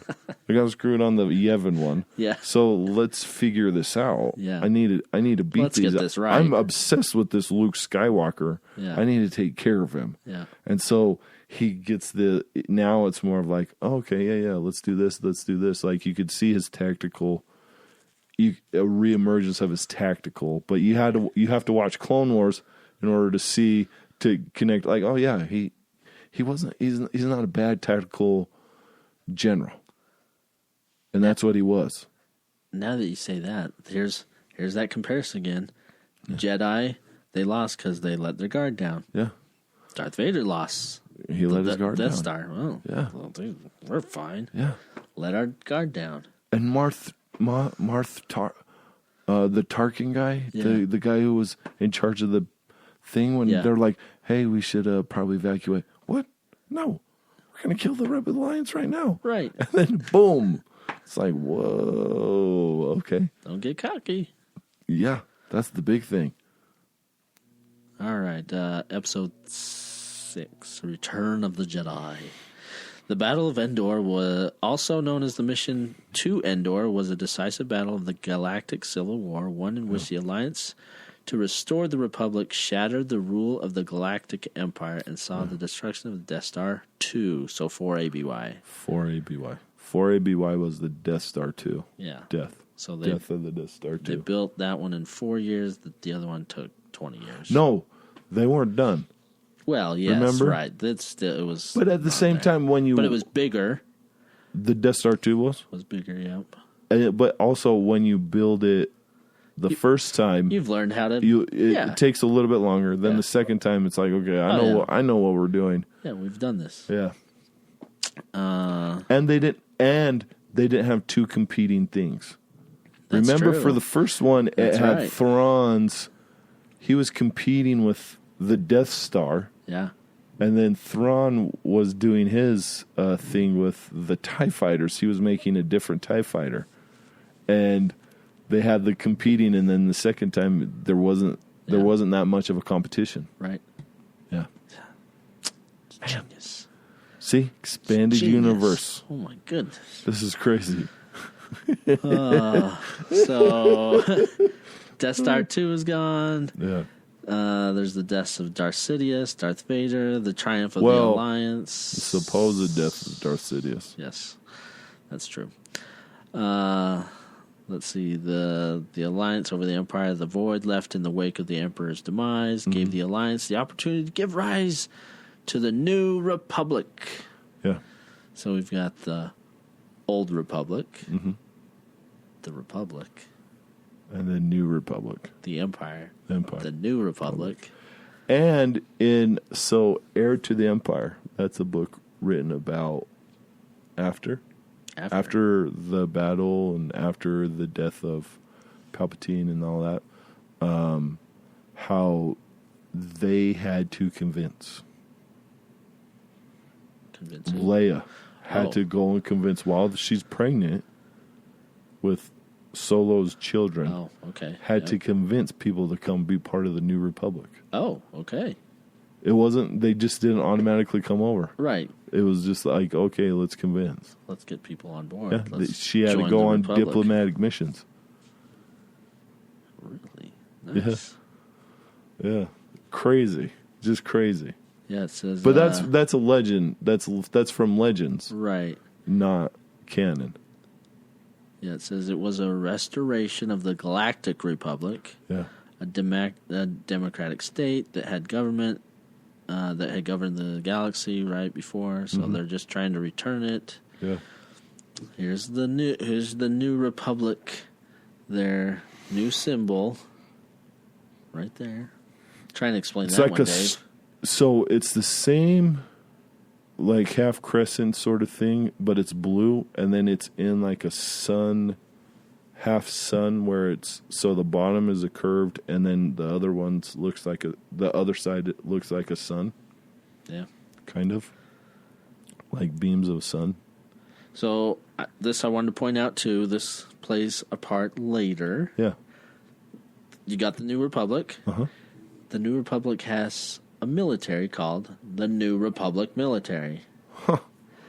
Smart name. Smart. Well, I'm glad that they're okay. Making it a little bit easier on us. Let's make a military, people.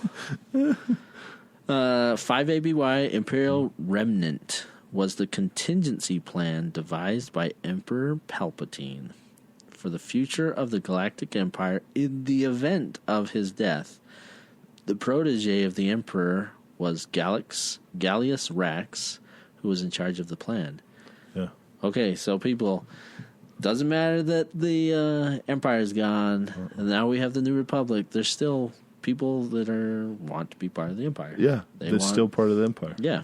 Because in Heir to the Empire, Thrawn is introduced, and he has taken over the Imperial Navy or the Imperial Navy. Okay. Whatever, yeah.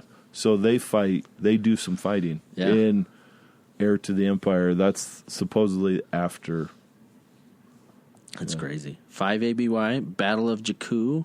It was the final large-scale military engagement with the Galactic Civil War. It took place only a year and 4 days. Oh, it's funny. A year and 4 days after the Battle of Endor. During the waning months of the conflict, Counselor Gallius Rax assumed control of the Galactic Empire and concentrated much of its remaining forces on Jakku, an inner rim desert world where the Empire would make its last stand against the New Republic.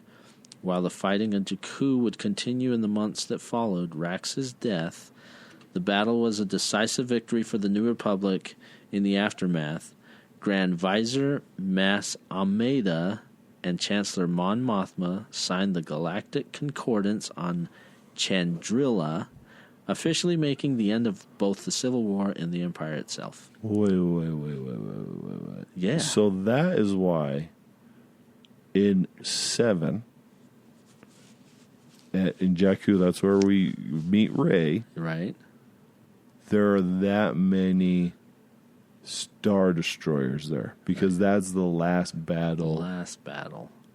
And then they signed this new thing called the Galactic Concordance, so everybody remember that one, because that's another thing that's... So it's a peace treaty. Yeah, peace treaty. Okay, you're not going to fight anymore. You're going to fight, the stormtroopers are going to go away. We're just going to live peacefully. That's the Galactic Concordance. So crazy. 5 ABY still. Rey Sloane. This lady is awesome. Yeah. She's a bad lady, but she's awesome. Rey Sloane was the Empire naval officer. She was made an admiral by Rax. She was ruled behind the scenes by Rax and was initiating fake peace talks with the New Republic. She turned against Rax after learning of his plot to destroy the Imperial and New Republic fleets. So she didn't want that happening. That's what the Battle of Jakku, he was supposed to destroy everything. And she was like, don't destroy it. After killing Rex at the Battle of Jakku, she fled with Brendel Hux, General Hux, his son Armitage Hux, to the unknown regions, which was the place where the Imperial remnant took refuge. She became one of the early leaders of the First Order with General Hux. Wait, this is General Hux in 7, or 7. His dad? Or this is the General Hux? I think it's the General Hux, because then there's the son, General Hux. But isn't the son General Hux the one on the movies? Oh, it could be. I don't know. Because he seems to be a contemporary of Ben Solo. Because remember in 8, he's like, or 9, he's like, I just don't want Kylo to win. Right. And that seems like a rivalry. He seems like a young person. But I could be wrong. No, you're probably right. There's too much. I don't know. Maybe. Way too much. Way too much. And like you could study this for a year and still not get a grasp of it. So this is 5 ABY. They're going out to the Outer Rim to start the First Order. The First Order started in 5 ABY. Even though we don't hear about it, it doesn't become official, and they don't reveal themselves until I think they say it's 29 ABY. So episode 7 is 34 ABY. So this is 5 ABY. The First Order is still the budding of building. Okay, we're building. Yep. 5 ABY. Ben Solo is born to Leia and Han. 8 ABY. Poe Dameron. He begins to learn to fly starships from his mother. He's 6 years old. Flying starships. This is now we're bringing in some Mandalorian. 9 ABY. These are cool. There's these little breakoffs of the Empire called remnants. Yeah. Gideon in The Mandalorian, he's the one with the black lightsaber, right? Yes, he's the one with the black lightsaber. He's an Imperial remnant. The remnant of the Galactic Empire was active around 9 ABY within the Outer Rim during the rise of the New Republic. Yeah. Under the control of Moff Gideon, the remnant operated from a facility on Navarro. Yeah. But there was more reading. There's tons of these remnants that are controlled by these like people like Moff Gideon, where they're part of the old... They're part of the Empire. Old Empire, but they still have power, and they still have stormtroopers. I think Thrawn is in that category. Okay. I think Thrawn is probably still alive around this time. I have to figure, like, Thrawn, yeah. 11 ABY, Finn is born. 11 ABY, Rose is born. 15 ABY, Rey is born. 15 ABY, Luke Skywalker restores the Jedi Order. 15 ABY, Ben Solo, 10 years old, begins training with Jedi Master Luke Skywalker. Wow. 15 ABY, this is what was interesting. Lando's 2-year-old daughter is kidnapped by the First Order. So this is canon. This isn't a legend. Yeah. The First Order wasn't officially established till 21 ABY and wasn't recognized by anyone in the galaxy till 29 ABY. Yeah. But at 15 ABY, they were already taking people. Yeah. Getting them under their control, like Finn control, and just all like them. Finn. So this is Lando's daughter, and Lando never sees his daughter again. So maybe not. Yes, you true. Never know.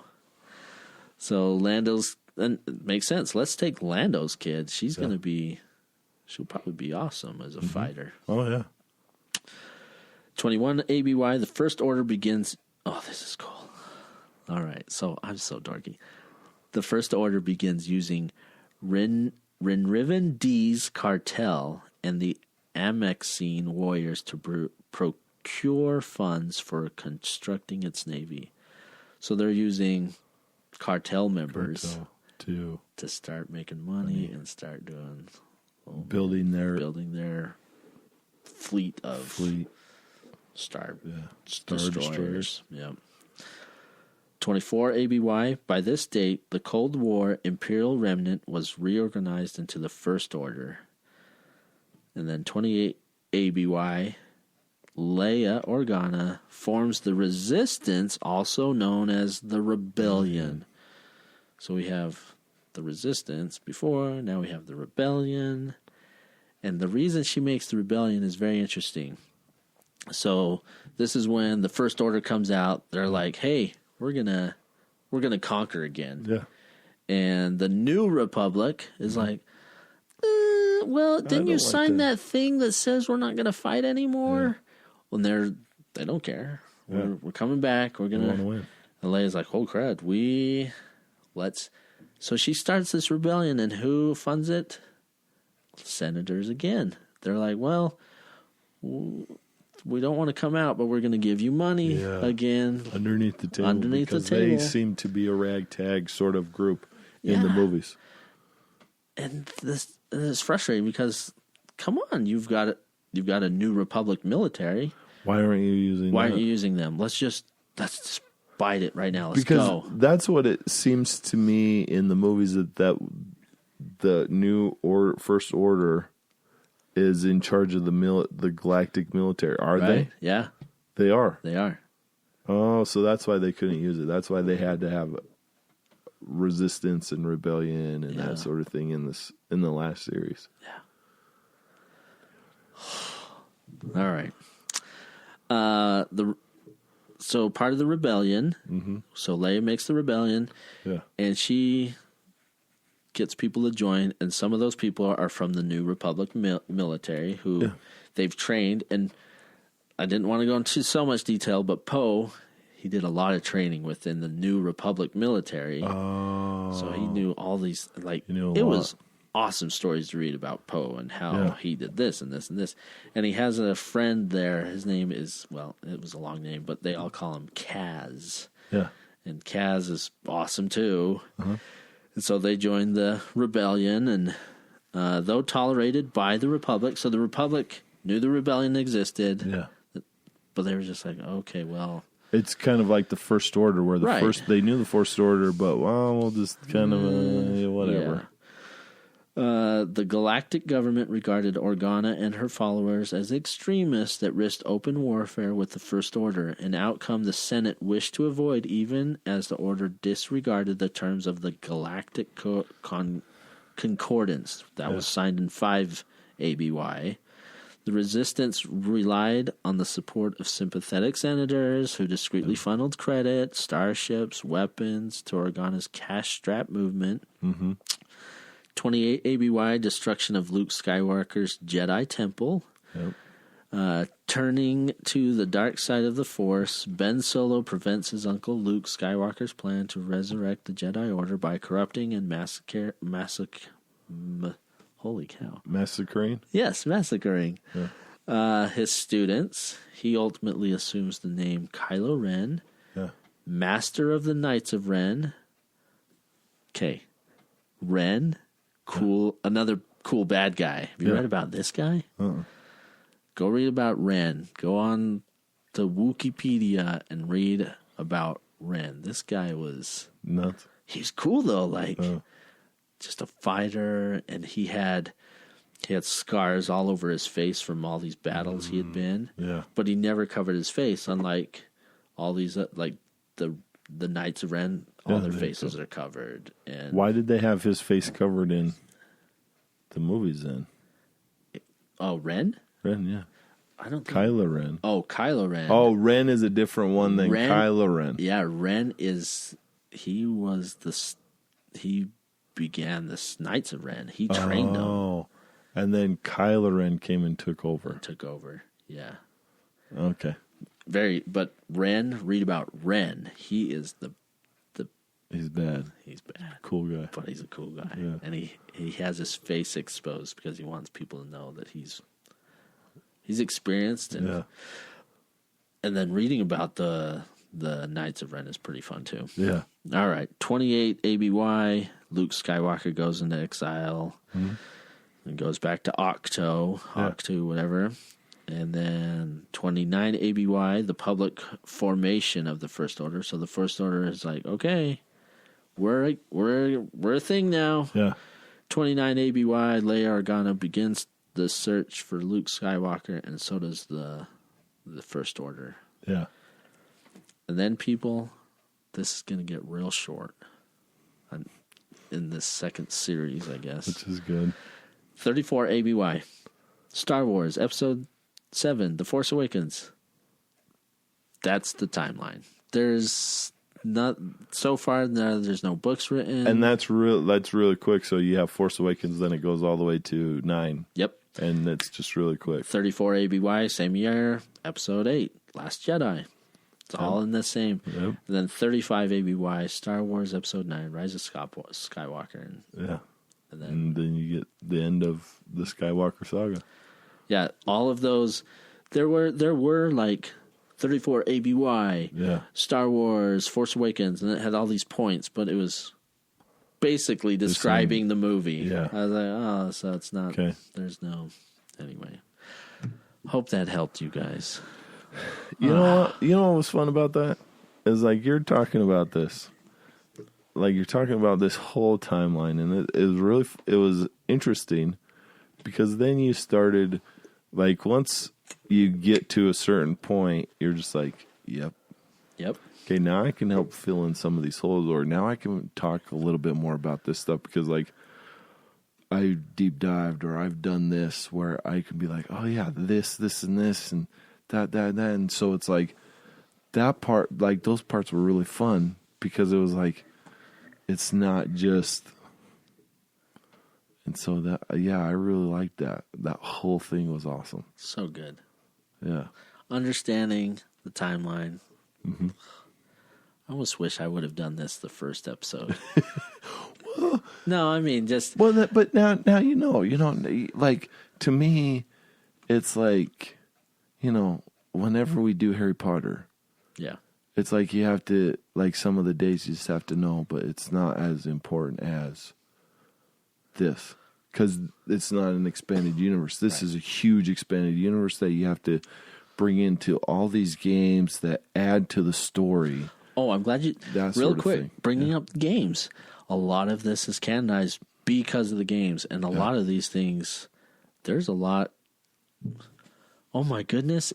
There's so many games out there, and that's all canon. That's all canon. Games are canon. Games are canon, and they have a lot to do with the storyline. Yeah.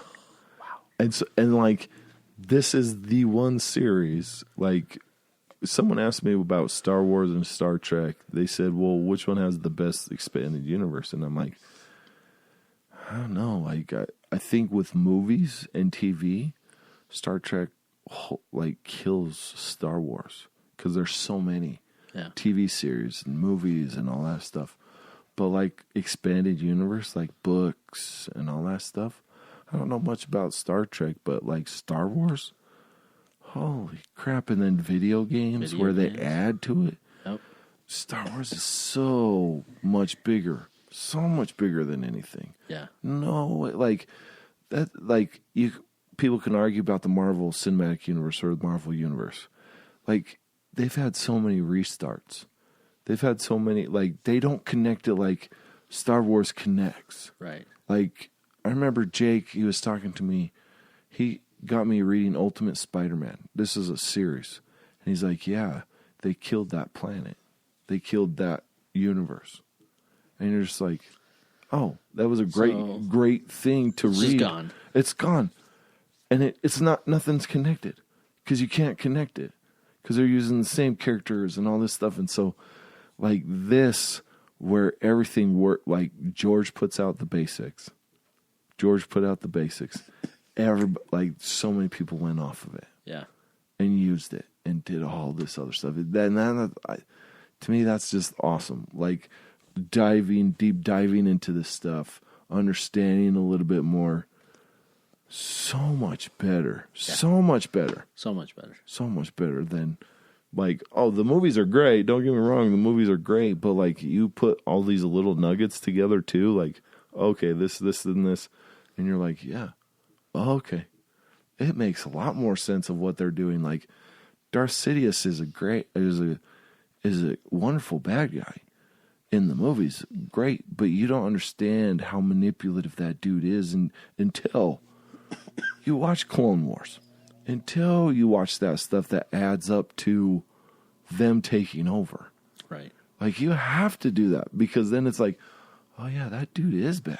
Like, just so manipulative of everything. Everything. Oh, and like in Darth Plagueis, I think this is Legends. Darth Plagueis is, and so it's just like, wow. Darth Plagueis is, you just learn a little bit more about like Sidious and how he was discovered and all that stuff. It's just so crazy, but yeah, I enjoyed it. It was fun. Yeah. Well, we've had a great time talking about this stuff, doing a deep dive into Star Wars Expanded Universe. And we hope you enjoyed it. We enjoyed talking about it. We enjoyed letting you know and letting you understand a little bit more. So please subscribe, rate, and leave a comment about what you think of our episodes or what you thought of this. Hopefully it expanded your knowledge and it helped you want to learn more about Star Wars.